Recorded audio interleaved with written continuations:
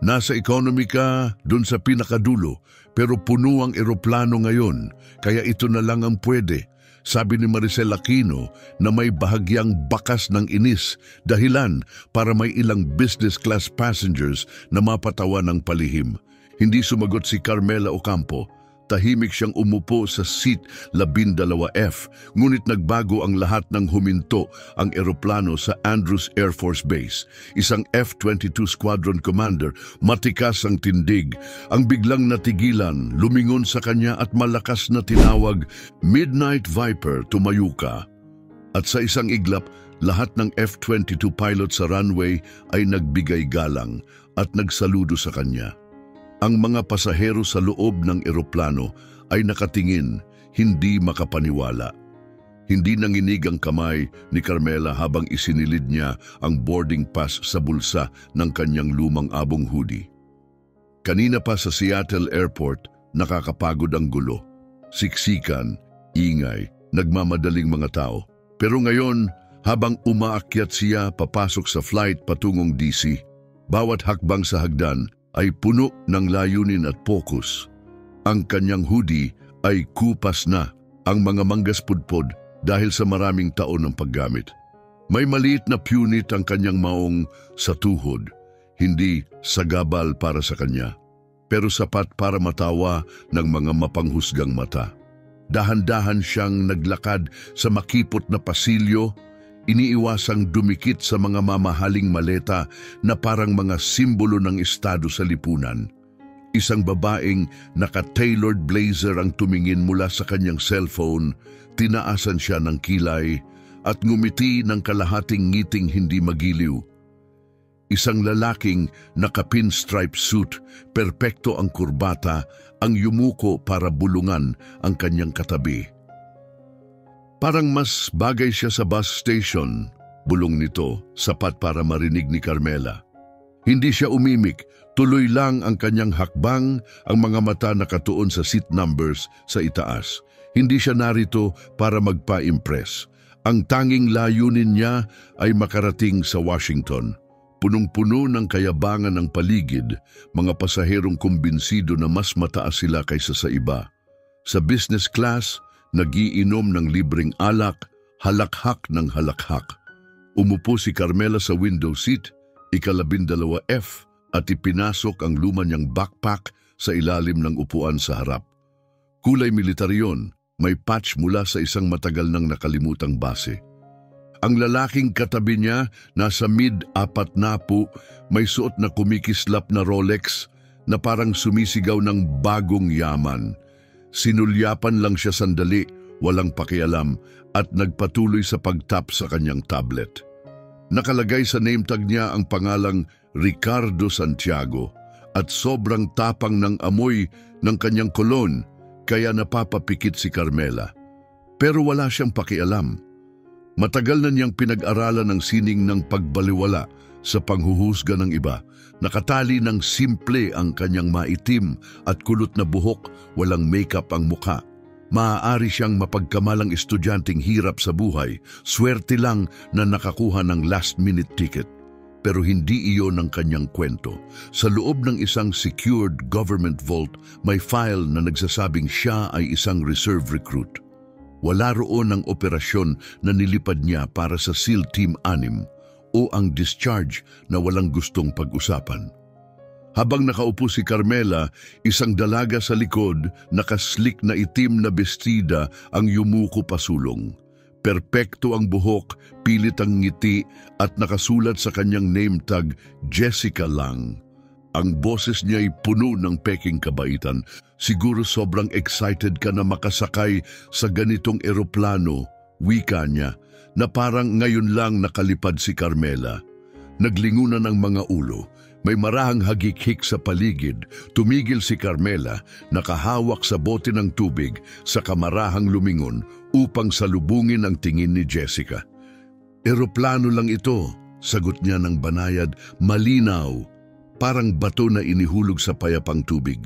Nabura ang ngiti ni Jessica, tahimik siyang umupo, iniling ang buhok at hindi na nagsalita. Muling tumingin si Carmela sa bintana. Hindi nagbago ang kanyang ekspresyon, pero mas madiin niyang hinawakan ang bote hanggang sa umingit ang plastic. Bago tayo magpatuloy, pwede ba akong humingi ng pabor? Ilabas ang cellphone mo, pindutin ang like button at mag-iwan ng komento sa ibaba. Sabihin mo kung saan ka nanonood o kung may pagkakataon bang hinusgahan o binalewala ka. Ang kwentong ito ay para sa iyo. At kung gusto mo pa ng ganito, pindutin ang subscribe. Salamat sa pakikisama sa sandaling ito. Ngayon, balik tayo. Bago pa man gumalaw ang eroplano, dumating na ang unang hampas. Nakatayo sa harap si Maricel Aquino, ang head flight attendant. Matikas, malinis ang uniforme, matalim ang ngiti, malamig ang tingin. Tinignan ang boarding pass ni Carmela at agad bumuo ng opinyon. Ang economy nasa likod, wika niya, puno ng banayad na pang-uuyam. Si Ricardo Santiago, ang lalaking naka-pinstripe suit, ay yumuko sa kanyang kaibigan, isang lalaki na may makintab na hairstyle at gintong cufflinks. Malamang isa lang to sa mga bargain ticket, ani niya, hindi na nag-abala pang ibulong. Bahagyang tumigil ang mga daliri ni Carmela sa zipper ng kanyang backpack. Pagkatapos ay nagpatuloy siyang kalmado, parang walang narinig. Isang babae sa kabilang aisle, may pulang kuko, ang natawa ng maikli. Hindi tumingin si Carmela. Ayos lang siya ng seatbelt, matatag ang mga kamay. Umakyat ang eroplano. Ang ugong ng makinay naging tuloy-tuloy na himig. Nakatitig si Carmela sa bintana. Pinapanood ang ulap na parang mabagal na alon. Nakalapat ang kanyang mga kamay sa hita. Mga kamay na humawak na ng mga cockpit at flight controls na hindi kayang isipin ng karamihan dito. Ang babaeng may pulang kuko, si Teresa Soriano, ay yumuko sa kaibigang blondang naka-silk scarf na amoy yaman at pabango. Siguradong kinakabahan siya sa tabi ng emergency exit. Bulong ni Teresa, puno ng pang-uuyam at may ngiting matalim na parang kayang sumugat ng salamin. Hindi kumibo si Carmela. May bahagyang ngiti lamang sa kanyang labi, ngunit hindi siya lumingon. Hinawakan niya ang bote ng tubig, maingat na inikot ang takip. Tumawa ng malakas ang kaibigan ni Teresa at tumalingaw-ngaw iyon sa pasilyo. Tahimik pa rin si Carmela, nakatingin sa labas ng bintana, parang may minamasdan na higit pa sa kayang makita ng iba. Maya-maya sa oras ng in-flight meal service, bumalik si Maricel, ang flight attendant. Ngayon, dala-dala ang tray ng mga menu para sa business class. Sinulyapan niya ang kupas na hoodie ni Carmela at nagpasya ng hindi nagsasalita. Ngumiti ng malumanay at iniabot ang menu kay Ricardo Santiago. Paumanhin, sapat lang ito para sa aming premium guests, sabi niya ng malakas, siguradong maririnig ng iba, habang pasimpleng tumingin pabalik kay Carmela, may halong kayabangan sa tinig. 2 row sa unahan, isang lalaking naka-navy blazer ang tumawa at lumingon. Walang kaso, malamang mas bagay siya sa drive-thru, biro niya punong-puno ng pang-aalipusta. Umalinggaw-ngaw ang tawanan sa kabina. Napatigil si Carmela sandali, nakapatong ang kamay sa takip ng bote. Pagkatapos ay iniangat ang mga mata at tinitigan si Maricel, saglit lang. Tubig lang ayos na, sabi niya, mahina, ngunit matatag sapat para manahimik ang buong row.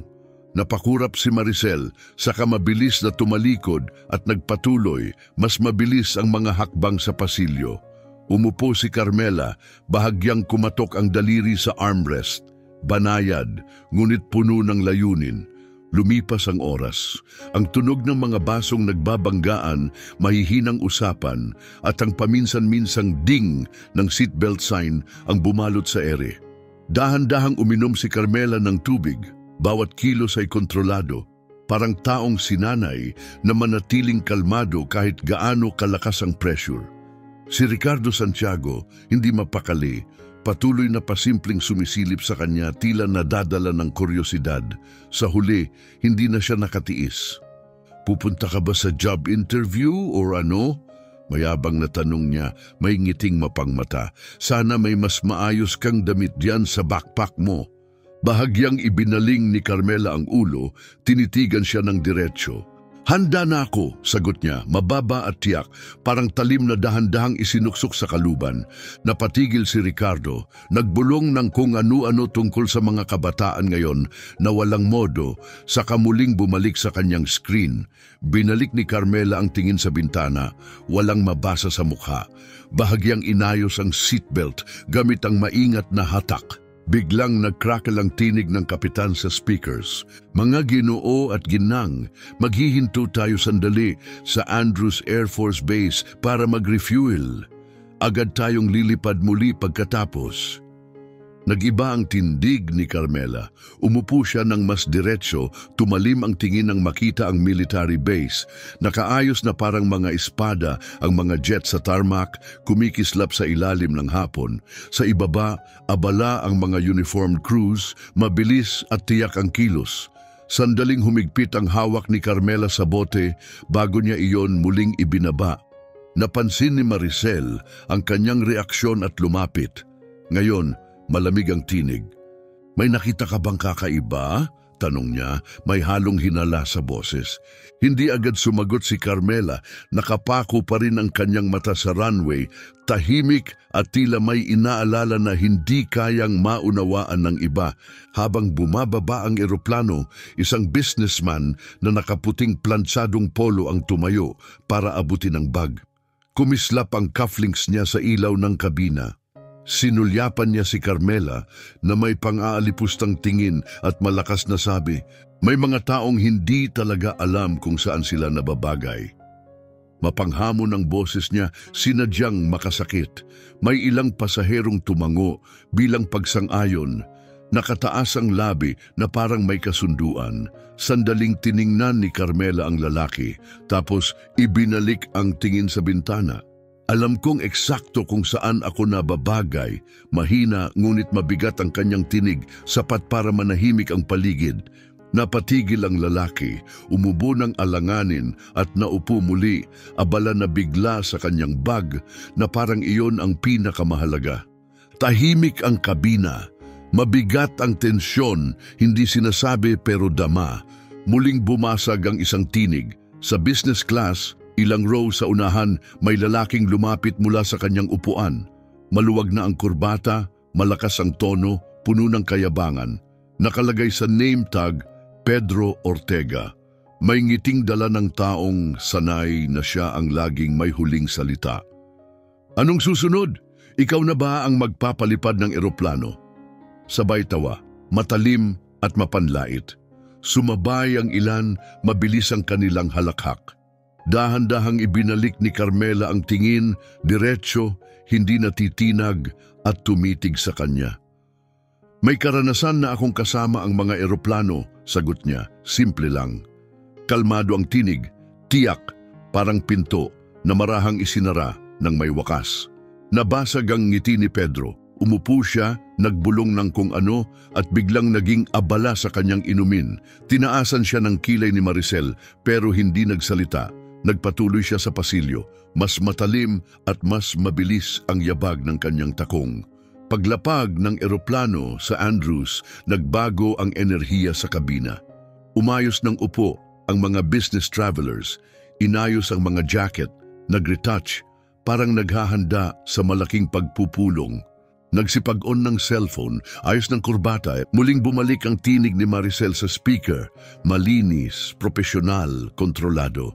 May ilang piling pasahero na inimbitahan upang lumabas at makipagkita sa mga piloto ng F-22 sa lupa. Manatiling nakaupo, maliban na lang kung kayo ay personal na pinayuhan. Ginawa ni Maricel ang anunsyo kasabay ng isang matalim na tingin kay Carmela. Malinaw na ipinapakita kung sino ang hindi kabilang. Hindi gumalaw si Carmela. Uminom lang siya muli mula sa kanyang tubig, walang mabasa sa muka, parang sanay na siya sa ganitong mensahe at wala nang pakialam. Dumampi ang kanyang mga daliri sa maliit na patch na tinahi sa kanyang backpack, isang lumang insignia ng agila na kupas na sa tagal. Saglit itong tumama sa sinag ng araw bago niya muling itinago. Sa kabilang aisle, Yumuko si Teresa Soriano sa kanyang seatmate, sapat ang lakas ng tinig para marinig. Malamang ayaw nila ng litrato kasama ang nakaganyan. Aniya, sabay ng isang sanay na halakhak na parang talim. Ngumisi ang kanyang seatmate, Reyes, ayon sa name tag bilang pagsang-ayon. Ilang row sa unahan, si Alberto Santos, naka-designer polo, ay tumingin mula sa kanyang telepono at ngumiti lang. Walang sinabi. Hindi pa rin gumalaw si Carmela. Dahan-dahan niyang isinara muli ang takip ng bote ng tubig, kontrolado at banayad ang bawat galaw. Nag-iba ang hangin sa kabina, makapal ng mga tahimik na paghuhusga, walang nagsasabi ng direkta, pero malinaw ang lahat. Habang tumatayo ang mga inimbita upang kunin ang kanilang gamit, isang babaeng naka-high-end coat, may suot na pabangong bulaklakin na nagtagal sa hangin, ay huminto sa tabi ng row ni Carmela. Malamig ang titig nito habang bumulong kay Maricel, hindi man lang nagpakumbaba ng boses. Dapat yata mas maingat sila sa pag-screen ng mga pasahero para sa mga ganitong flight. Tumango si Maricel na may ngiting tipid at agad inabutan ng libreng inumin ang babae. Walang patid ang kilos. Sandaling huminto ang mga daliri ni Carmela sa kanyang backpack. Dinama muli ang agilang patch sa katumingin pa itaas. Nasalo ang tingin ng babae ng isang saglit. Hindi ko sakop ang screening, aniya payapa ang tinig. Hindi malakas, hindi humihingi ng tawad, kundi matatag, parang tahimik na babala. Napatigil ang babae, nakataas ang baso kalahating pulgada mula sa kanyang labi bago mabilis na bumalik sa kanyang upuan. Sumandal si Carmela muli, hindi nagbago ang ekspresyon. Bahagyang kumatok ang daliri sa armrest, isang maliit na hudyat ng kontrol. Sa labas ng bintana, nakahilerang parang mga aninong naghihintay ang mga F-22 jets sa tarmac, tahimik ngunit makapangyarihan. Nakatitig doon si Carmela at muling humaplos ang daliri niya sa agilang patch. Ang mismong tinahin niya taon na ang nakalipas, matapos ang isang misyon na halos hindi niya nalampasan, ngunit kung saan nabuhay ang kanyang buong koponan.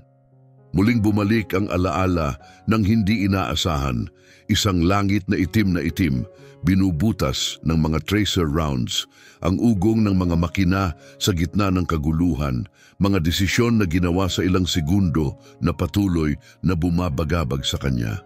Pumikit siya at naglaho ang mga imahe. Inayos ang manggas ng kanyang hoodie, umupo ng mas malalim habang ang ingay sa kabina ay tila naging static na lamang. At saka siya dumating. Si Major Kyle Bennett ay pumasok sa business class cabin. Agad nagbago ang enerhiya. Nasa late 30 siya, naka-uniforme, bawat detalye ay matalim at perpekto. Mabigat ang kanyang lakad. Matatag ang kanyang tingin, dahan-dahan siyang naglakad sa pasilyo, nakikipagkamay sa mga piling pasahero, kay Ricardo Santiago, kay Teresa Soriano, magalang na tumatango. Ngunit siya ay tumigil, natagpuan ng kanyang mga mata si Carmela, natigil ang kanyang kamay sa ere. Hindi agad napansin ng iba pero alam ni Carmela. Tinitigan niya ito ng kalmado na parang matagal na niyang hinihintay. Ang sandaling ito, dahan-dahan niyang hinaplos ang gilid ng kanyang upuan, isang simpleng kilos ng pagbibigay lakas sa sarili. Diretso siyang nilapitan ni Bennett, ang yabag ng kanyang bota parang kulog sa sahig. "Ikaw ba si Shadowhawk 12?" Tanong niya, mababa ang tinig, puno ng paggalang. Bahagyang tumango si Carmela, hindi binibitawan ang tingin. Napatawa ng palihim si Ricardo Santiago, kumbinsido na isa lamang itong biro. Naging matigas ang panga ni Bennett, ngunit nanatili ang atensyon niya kay Carmela. "Paumanhin sa seat assignment," wika niya. "Mas malakas na ngayon upang marinig ng lahat. Ikaw ay hinihiling sa tarmac agad." Makinis na tumayo si Carmela, isinuot ang backpack sa balikat. Ang bawat kilos ay tiyak, puno ng kumpiyansa, parang muscle memory. Nag-ugong ng bulungan at sulyap ang buong kabina, ngunit hindi siya lumingon. Habang sinusundan si Bennett papunta sa harap, may lalaking naka-navy suit ang yumuko sa aisle. Kumislap ang kanyang mamahaling relo sa ilaw ng kabina. Mali siguro ito, aniya, puno ng awtoridad, parang namumuno ng board meeting. Hindi naman siya mukhang mahalaga. Tumango ang iba, dumami ang bulungan. Nagpatuloy lang si Carmela, ngunit humigpit ang hawak niya sa strap ng backpack. Pumuti ang kanyang mga kamao sa ilang segundo. Pagkatapos ay bahagyang lumingon, sapat upang salubungin ang kanyang mga mata. Magugulat ka kung ano ang kayang maging isang tao, mahina ngunit matalim ang tinig, parang sutla na nagtatago ng bakal. Napahinto ang lalaki, ibinuka ang bibig, ngunit agad din isinara, naglaho ang kayabangan. Tiningnan siya ni Bennett ng matalim, isang tahimik na saway, bago iginiya si Carmela palabas ng eroplano. Sa labas, matalim ang hangin, amoy jet fuel. Lumakad si Carmela sa runway, ang kanyang hoodie lumilipad sa ihip ng hangin. Nakatayo roon ang linya ng mga F-22 pilots, tuwid, malinis ang uniforme, walang mabasa sa mukha. At nagsalita si Bennett, ang tinig ay malinaw, pumutol sa katahimikan. Pansin, ito si Midnight Viper. Minsan niyang pinamunuan ng 3 buong squadrons sa ibabaw ng kalabang himpapawid. Walang alinlangan, sabay-sabay na nagbigay galang ang mga piloto. Ang kanilang saludo ay umangat sa perpektong sabay. Matalim ang bawat galaw, nakatuon ang bawat mata sa kanya. Itinaas ni Carmela ang kamay, ang kanyang saludo ay matalim at eksakto. Nanatiling payapa ang kanyang mukha, ngunit may banayad na init sa kanyang ekspresyon. Isang munting ngiti ang gumuhit sa kanyang mga labi nang ibinaba niya ang kamay. Dinala ng hangin ang sandaling iyon sa buong tarmac, kitang-kita mula sa mga bintana ng eroplano na ngayon ay puno ng mga usisero at nagtatakang mukha. Tumitig si Carmela sa mga fighter jet, at sa isang iglap, bumitiw ang kanyang mga balikat para bang nakauwi siya. Sa loob ng eroplano, nagbago ang hangin. Parang pelikula lang yan, bulong ni Ricardo Santiago habang nakasandal. Napatawa si Maricel ngunit alanganin. Malamang seremonyal lang, dagdag niya, maingat na inayos ang gusot ng kanyang uniforme. Lumapit si Anita Reyes kay Teresa, bumubulong na may halong pagkabigla. Hindi totoo yan. Hindi pinansin ni Carmela ang alinman sa kanila. Nanatili siyang nakatayo sa tabi ng bintana, mga kamay nasa bulsa, pinagmamasdan ang araw na tumatama sa mga jet. Si Bennett, nakatayo pa rin malapit sa pasukan, ay naghagis ng malamig na tingin pabalik sa kabina. Malinaw na narinig niya ang bawat salita. Lumapit ang isang batang opisyal, dala ang isang flight helmet na halatang ginamit na ngunit iningatan, nakaburda sa gilid ang pangalan, Midnight Viper. Kinuha ito ni Bennett, marahang iniabot kay Carmela. Ang helmet na ito ay iginagawad lamang sa mga nakatapos ng isang classified mission. Malakas niyang sabi, malinaw na para marinig ng buong kabina. Inabot ito ni Carmela, dinama ang burdang call sign gamit ang kanyang mga daliri. At nang walang alinlangan, isinuot niya ito. Natural ang kanyang mga galaw, parang muscle memory. Para bang hindi niya ito kailaman iniwan. Isang piloto nasa kalagitnaan ng 20 dantaon ang humakbang pasulong. Mababa ang kanyang boses. Siya ang nagligtas sa buong squadron ko. Aniya, mabigat ang bawat salita. Nagbago ang tindig ng mga piloto. Tumindig sila ng mas tuwid. May bahagyang pagkamangha na dumaan sa kanilang mga mukha. Isa pang batang piloto, halatang baguhan pa, ang nag-atubiling lumapit. Hawak niya ang isang luma ng flight log. Kupas na ang mga gilid, malambot na ang mga pahina. Ma'am, 3 taon na ang nakalipas, pinirmahan niyo po ito para sa akin. Anya, nanginginig ang tinig habang binubuksan ang log. Ang pirma sa loob ay malinaw kay Carmela. Kinuha ni Carmela ang log, dumampi ang kanyang daliri sa pahina bago tumingin pa itaas. Natapos mo, aniya ng mahina, may ngiting bahagya.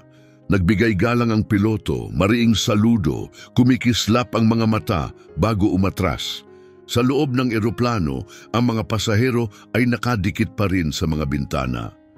Ngunit nagbago ang pakiramdam, hindi na simpleng kuryosidad. May katahimikan sa hangin. May mas malalim na bagay na lumatag. Muling pumasok si Carmela sa eroplano, dala ang helmet sa ilalim ng kanyang braso.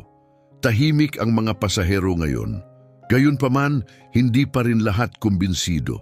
Sinalubong siya ni Maricel ng pilit ng ngiti at basag na tinig. Basta't masaya kaming may espesyal na panauhin, aniya, ngunit nanatiling nakatitig sa luma niyang sapatos. Nakasalubong ang mga braso ni Alberto Santos, boses mababa pero sapat upang marinig. Publicity stunt siguro. Hindi sumagot si Carmela, bahagya lang siyang yumuko at hinaplos ang helmet. May mga pasaherong nakatitig na may paghanga, ang iba naman puno ng duda. Hindi mahalaga, hindi niya kailangan ng kanilang pag-apruba. Umupo siyang muli sa seat 12F. Inilagay ang backpack sa paanan at muling tumingin sa bintana. Habang naghahanda ang eroplano para lumipad, lumapit ang isang mas batang flight attendant. Hindi si Maricel, halatang kinakabahan. Nasa kamay niya ang isang maliit na pilak na pin na hugis sa gila. Ito po, galing sa crew, para sa inyong serbisyo, aniya, pautal, halos matisod sa mga salita. Tahimik ang buong kabina, lahat ng mata ay nakatutok sa kanila. Tinitigan ni Carmela ang pin, saka tumingin sa flight attendant. Marahan niyang kinuha at ikinabit sa kanyang backpack nang walang sinabi. Ngumiti ang flight attendant, isang tapat ng ngiti, at bumalik sa kanyang pwesto. Hindi mapakali si Alberto, naglaho ang dati niyang ngisi. Sumandal si Carmela, ang tingin na sa ulap sa labas, kumikislap ang agila pin sa liwanag. Umusad ang eroplano sa runway, handa ng lumipad. Inilapat ni Carmela ang kamay sa helmet sa kanyang kandungan, marahang tumutugtog ng ritmo gamit ang kanyang mga daliri. Ngunit bago pa magsalita ang kapitan sa intercom, may dumating na tunog, isang mas malalim, mas makapangyarihang ugong sa labas. 2 F-22 jets ang pumuwesto sa magkabilang gilid ng eroplano. Lumilipad kasabay nito, kumikislap ang mga pakpak sa liwanag. Muling narinig sa radyo ang boses ni Bennett, malinaw sa buong kabina. Midnight Viper, hindi pa kami nakakapagpasalamat sa iyo noon. Lumapit si Carmela sa bintana, may maliit na ngiting gumuhit sa labi habang idinampi ang headset sa kanyang tainga. Matatag at malamig ang kanyang tinig. Hold formation Eagle 1. Agad ang tugon, isang koro ng mga boses sa radyo sabay-sabay, "Yes, ma'am!" Bumagsak ang ganap na katahimikan sa kabina. Napatigil si Ricardo Santiago, nakataas ang inumin kalahating pulgada mula sa kanyang bibig. Natigilan si Teresa Soriano, nakabitin ang daliri sa kanyang screen. Nawala ang maingat ng ngiti ni Maricel, kumakabog ang mga kamay sa hawak na tray. Walang nagsalita. Sa labas ng bintana, mahigpit na nakapwesto ang 2 F-22, sabay lumilipad kasabay ng eroplano habang inaakyat ang mga ulap. Sumandal si Carmela sa kanyang upuan, hindi inaalis ang tingin sa mga jet. Nagbago ang lahat sa paligid niya, hindi na siya basta ang babae sa hoodie. Hindi na siya kayang tingnan ng iba sa parehong paraan. Si Pedro Ortega, ang maingay na may baluktot na kurbata, ay nagpalipat-lipat ng upo, halatang hindi mapakali. Nawala ang kumpiyansa kanina. May ibinulong si Anita Reyes kay Teresa, ngunit mahina, hindi na narinig. Hindi na kailangang marinig ni Carmela. Alam na niya. Habang nagpapatag ang lipad ng eroplano, isang lalaking naka-sharp jacket ang dahan-dahang tumayo. Namumula ang mukha. Kitang-kita ang hiya. Tahimik siyang lumapit sa row ni Carmela. "Hindi ko alam kung sino ka pala," anya. Banayad ang boses ngunit sapat upang marinig ng mga malapit. "Patawad sa sinabi ko kanina." Tumingala si Carmela, payapa ang kanyang mga mata, walang galit, puro linaw. Bahagya siyang tumango, saka muling ibinalik ang tingin sa bintana. Sandaling natigilan ng lalaki bago bumalik sa kanyang upuan. Mas sikip ang hangin sa kabina ngayon. Hindi lang tahimik, mabigat. Mabigat ng hiya, ng paggalang, ng pagninilay. Dinama ni Carmela ang pilak na agilapin sa kanyang backpack, isang tahimik na simbolo ng lahat ng kanyang pinasan. Lumipas ang natitirang flight, halos walang ingay. Wala na ang maingay na halakhak, wala na ang pabaya at mayabang na usapan. Napalitan ito ng mababang ugong ng pagkakaunawa. Habang bumababa ang eroplano, dahan-dahang umalis ang mga F-22, naglaho sa mga ulap ng may perpektong pormasyon. Dinama muli ni Carmela ang agilang patch sa kanyang backpack. Nakamit niya iyon sa edad na 19 sa isang misyon na sobrang sikreto na ni ang kanyang sariling team ay hindi alam ang buong istorya. Kaguluhan ang langit noon, sirena, sigawan ng utos sa radyo, pero naihatid niya silang lahat pauwi. Bawat isa, pumikit siya at naglaho ang alaala. Sa bintana lumitaw ang skyline ng Washington, D.C. Paglapag, mabagal ang galaw ng mga pasahero, parang hindi alam kung paano kikilos. Tumayo si Carmela, isinukbit ang backpack at kinuha ang helmet sa kanyang braso. Hindi siya nagmadali. Hindi rin siya tumigil. Ang kanyang mga hakbang ay banayad at tiyak, ang ulo ay taas. Si Ricardo Santiago, kunwari abala sa tawag. Si Teresa Soriano, mabilis na nagtatype, maputla at mahigpit ang mukha. Si Maricel, nakatayo sa tabi ng exit, nakapulupot ang mga kamay, pilit ang ngiti. Dumaan si Carmela sa kanila na hindi man lang lumingon. Tahimik ang mga hakbang ng kanyang sneakers. Sa gate may naghihintay. Isang matangkad na lalaki, naka-tailored suit. Tahimik ngunit matatag ang presensya. Nakatingin agad siya kay Carmela nang ito'y lumabas. Wala siyang masyadong sinabi. Tumango lang at naglakad kasabay niya. Sa baggage claim, nagtipon muli ang mga tao mula sa flight. Ngunit ngayon, tahimik sila. Nahulog ang cellphone ni Alberto Santos sa gitna ng pagme-message. Nakatingin sa sahig si Anita Reyes, mahigpit na hawak ang scarf. Si Maricel, nag-aayos ng mga papel na hindi naman kailangan. Wala nang kailangang pangalanin. Alam nilang lahat kung sino siya, si Nestor Ocampo, asawa ni Carmela. Isang taong may impluwensya na umaabot sa mga lugar na hindi maaabot ng karamihan. Bago lumabas ng terminal, isang batang babae, mga 10 taong gulang, ang kumalabit sa kanyang ina at itinuro si Carmela. "Siya ba ang piloto, ma?" Mahina niyang tanong, nanlalaki ang mga mata. Ang ina na hindi nagsalita buong flight ay dahan-dahang tumango. "Siya nga," sagot nito, may malalim na paggalang. Nahuli ni Carmela ang tingin ng bata at ngumiti. Isang tunay na ngiti, kumislap ang mukha ng bata at mas mahigpit na hinawakan ng kamay ng kanyang ina. Dumampi ang mga daliri ni Carmela sa kamay ni Nestor habang naglalakad sila magkasabay. Hawak pa rin ang helmet sa kanyang braso, kumikislap ang agilapin sa ilaw ng paliparan. Kusang nagbigay daan ang mga tao habang sila'y dumadaan, hindi dahil sa takot kundi instinct. Parang dama nila ang higit pa sa nakikita ng kanilang mga mata. Mabilis at tahimik ang naging kapalit para sa iba. Si Ricardo Santiago, dating manager sa isang defense contractor, nawalan ng trabaho kinabukasan. May nakapag-video ng mga sinabi niya sa eroplano at naging viral yon. Naglaho ang kanyang online profiles sa magdamag. Nawala ang pinakamalaking sponsor ni Teresa Soriano. Bumagsak ang kanyang followers ng libo-libo. Natabunan ang kanyang paghingi ng tawad ng libo-libong galit na komento. Si Maricel Aquino ay formal na sinita ng airline. Tahimik siyang inilipat sa short-haul domestic flights. Nawala ang pangarap niyang mag-international route. Naglabas ng pahayag ang employer ni Jessica Lang, lumalayo sa kanyang ginawa. Bumagsak ang kanyang personal brand, nawalan ng pangunahing investor ang startup ni Alberto Santos. Tahimik lang ang desisyon, walang press release. Ang law firm ni Anita Reyes ay naglabas ng pampublikong paghingi ng tawad at tinanggal siya sa mga mahahalagang kaso. Nawala ang pangalan ni Pedro Ortega sa website ng kanyang consulting firm. Hindi nakita ni Carmela ang alinman sa mga iyon. Hindi na kailangan. Mas matindi na ang dinaanan niya, lumilipad sa gitna ng apoy.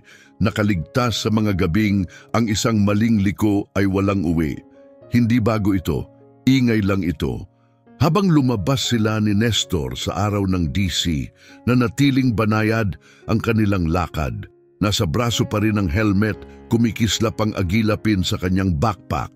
Nakataas ang kabisera sa unahan. Pero hindi siya naroon para sa atensyon o sa bulungan, naroon siya para sa higit pa. Para sa bagay na palagi siyang nagtutulak pasulong, gaano man siya subukan paliitin ng mundo. Sa dulo ng tarmac, tumindig siyang tuwid. Hinampas ng hangin ang kanyang hoodie, ngunit hindi niya ito isinara. Nanatili siyang nakatayo, hindi natitinag. Pinagdudahan siya, hinusgahan siya, binaliwala siya, ngunit hindi siya kailanman maliit. At para sa lahat ng minsan ay binastos, pinagtawanan o minaliit, dala ng kanyang kwento ang tahimik na katotohanan. Mas malakas ka kaysa iniisip nila, narito ang lugar mo, narito ka dapat. Kung nakausap ka ng kwentong ito, pindutin ang follow, mag-iwan ng komento at sabihin kung saan ka nanonood. Hindi lang ito kwento ng lakas, kwento rin ito ng paggaling at ipinapangako ko, hindi ka nag-iisa.